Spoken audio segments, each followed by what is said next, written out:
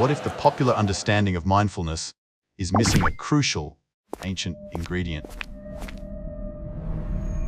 An element that transforms it from a mere tool for peace into a powerful path for liberation. The venerable forest monks of Thailand, masters of the Dharma, have preserved this profound understanding for centuries. Their practice isn't just about being in the present moment in a general sense. It's about being present with a very specific, liberating purpose. What is this ingredient? And how can you integrate it into your own practice to find a deeper, more lasting peace?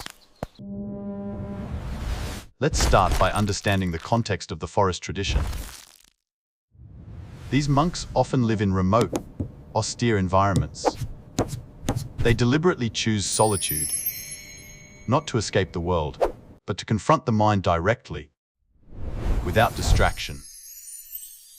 Their primary goal isn't just to feel good, it's to understand suffering and its cessation, leading to genuine liberation.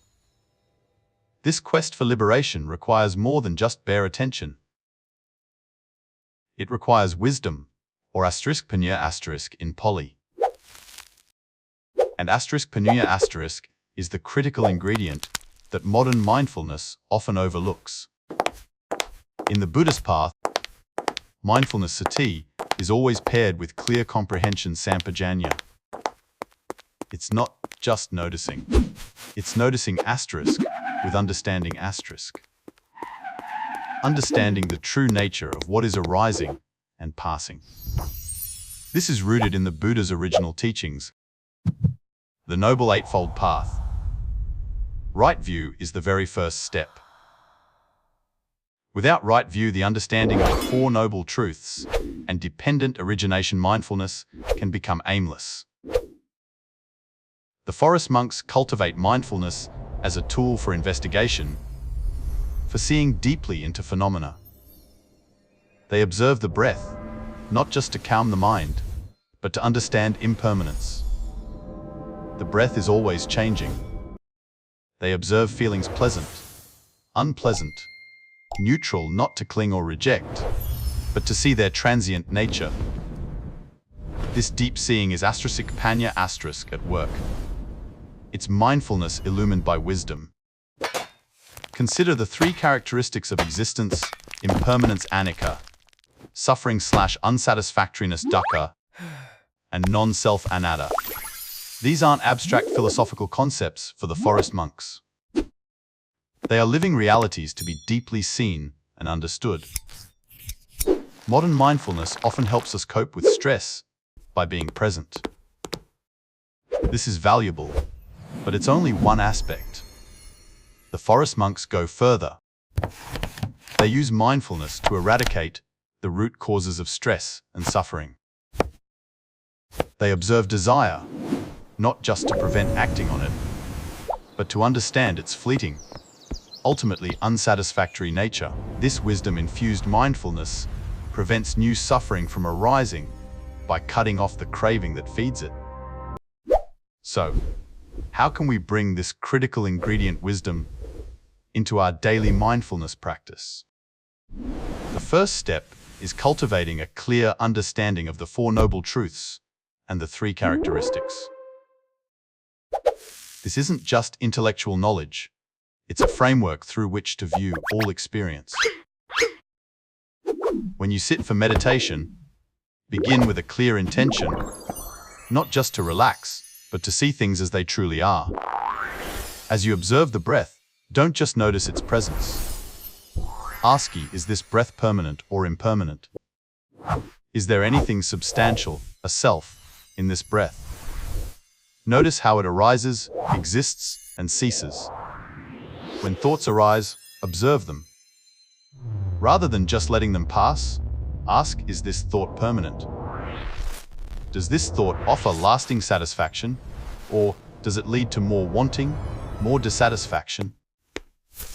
This isn't about judging your thoughts, but seeing their true nature, free from attachment. Extend this wisdom-infused mindfulness to all sensations, emotions, and perceptions. Observe a pleasant feeling. Is it truly mine? Can I hold on to it permanently? Does it offer ultimate peace? Observe an unpleasant feeling. Is it something to truly identify with? Is it inherently bad or just another transient phenomenon? This isn't intellectualizing. It's a direct, experiential inquiry. You're using mindfulness as a sharp knife to cut through delusion. The forest monks emphasize cultivating a sense of dispassion, nibbida, towards conditioned phenomena. Not aversion, but a profound understanding that these things cannot offer lasting happiness. So there's no need to cling. This dispassion naturally leads to relinquishment viraga and liberation vimutti. Hidden deep within. So, how can you practice this wise mindfulness in your daily life beyond formal meditation? Anytime you experience a strong emotion, pause. Instead of reacting, observe it. Ask, where did this feeling come from? Is it me, or is it just a transient mental formation? Notice its impermanence. Even the strongest emotions eventually fade. When you interact with others, practice engaged mindfulness. See their suffering, not just their actions. Recognize that their words and deeds are conditioned by their past, their current state, and their attachments. This doesn't excuse harmful behavior, but it fosters compassion rather than reactive anger. When facing a difficult situation, pause. Apply the lens of impermanence, suffering, and non-self. Will this problem last forever? Is my identity truly threatened by this? What is the craving underlying my distress? This practice gradually loosens the grip of attachment and aversion, leading to a profound inner freedom. Remember, the goal isn't just to be calm, but to be truly free. Free from the mental conditioning that causes suffering. This integration of *panenya, into sati *, is the hallmark of the forest tradition's profound approach. It transforms mindfulness from a mere stress reduction technique into a pathway to awakening. What are the tangible benefits of cultivating this wise mindfulness? Firstly, a profound reduction in suffering. When you see the impermanence of all things, pain loses its power. You still experience difficulty, but you don't cling to it, adding mental anguish to physical discomfort. Secondly, genuine inner peace. This isn't just a temporary calm, but a stable tranquility that arises from non-attachment. The mind ceases its restless grasping, finding contentment in simply being. We invite you to discover the wisdom Thirdly, within. Increased clarity and insight. Your perception becomes sharper, unclouded by delusion and bias. You see patterns of cause and effect more clearly, leading to wiser choices and fewer regrets. Finally, the potential for true liberation, as taught by the Buddha and embodied by the forest monks. This is the profound meaning of mindfulness when it is infused with wisdom, a path to the end of suffering. So, is your mindfulness missing this critical ingredient? Perhaps it's time to invite wisdom into your practice. Start by studying the basic tenets of Buddhism, not as dogma, but as a map for understanding reality. Then, integrate that understanding into every moment of your awareness, formal or informal. Let your mindfulness be a torch, and let wisdom be the flame that illuminates the path to freedom. Thank you for watching. May your practice be filled with clarity, compassion, and true liberation. If this video resonated with you, please like and subscribe for more insights from the Dharma, and share your thoughts in the comments below. How do you integrate wisdom into your mindfulness? May all beings be happy and free from suffering. Sadhu, sadhu, sadhu. Let's dive a bit deeper into what this wise mindfulness looks like in practice. When you drink water, for instance, don't just note the sensation of the water. Bring awareness to its impermanence, how quickly it's consumed, assimilated, and passes. Reflect on *dukkha*, the thirst that arose, the temporary satisfaction, and how quickly it will return. And *anatta*, is there an unchanging self that permanently owns or enjoys this water?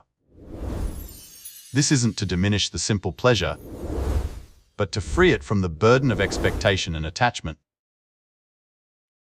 Similarly, when you experience pleasure, a delicious meal, a beautiful song, a warm hug, enjoy it fully, but simultaneously observe its rise and fall, its conditions for existing. This practice doesn't make you cold or unfeeling. It makes your appreciation more pure, less tinged with anxiety about loss. The forest monks understand that true happiness comes from letting go, not from grasping. This applies even to our sense of self. We often cling to narratives about who we are.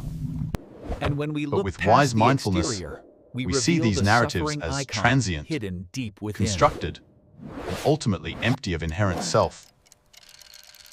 This doesn't mean you cease to exist. It means you are freed from the burden of maintaining a fixed identity. You become more fluid, adaptable, and genuinely present, without the constant need to prove who you are. This practice is often called vipassana, or insight meditation. It's not just about cultivating calm samatha, but seeing clearly vipassana into the true nature of reality. The forest monks often integrate both, developing a tranquil mind as a foundation for deeper insight. This gradual cultivation transforms your perception, not just of individual moments, but of life itself. You begin to see the illusion of permanence, the inherent unsatisfactoriness of clinging, and the liberation in letting go. This is the critical ingredient that unlocks the full potential of your mindfulness practice. As your wisdom-infused mindfulness deepens, your experience of the world shifts profoundly. You'll find yourself less easily swayed by external circumstances. The ebb and flow of pleasure and pain becomes simply that, an ebb and flow, not a personal triumph or tragedy. This brings a profound sense of equanimity, a balanced mind in the face of all experience. Your relationships may also transform. With less clinging to your own views, you become more open and accepting. You see others as beings, also caught in the cycle of conditioning, worthy of compassion. The forest monk's teachings are not just for the jungle. They are profound truths for navigating the complexities of modern life. This wise mindfulness empowers you to face challenges with resilience and grace. It's a journey from merely coping to truly thriving, from bondage to ultimate freedom. The path requires effort and persistence, but the rewards are immeasurable. Embrace the wisdom that has guided countless practitioners for millennia. Let it illuminate your mind and lead you to the cessation of suffering. Remember, mindfulness without wisdom is like a car without a steering wheel. It might calm you down, but it won't necessarily take you where you truly want to go. Wisdom is the steering wheel, guiding your attention towards liberation. We invite you to explore the timeless wisdom of the Buddha and the forest tradition. Their teachings offer a profound and practical path to lasting peace. Thank you for joining us on this journey into wise mindfulness. May your practice be fruitful and your heart open to the truth. If you found value in this video, please consider sharing it with someone who might benefit.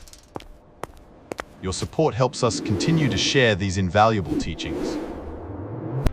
May your path be blessed with clarity, courage, and true freedom. Sadhu.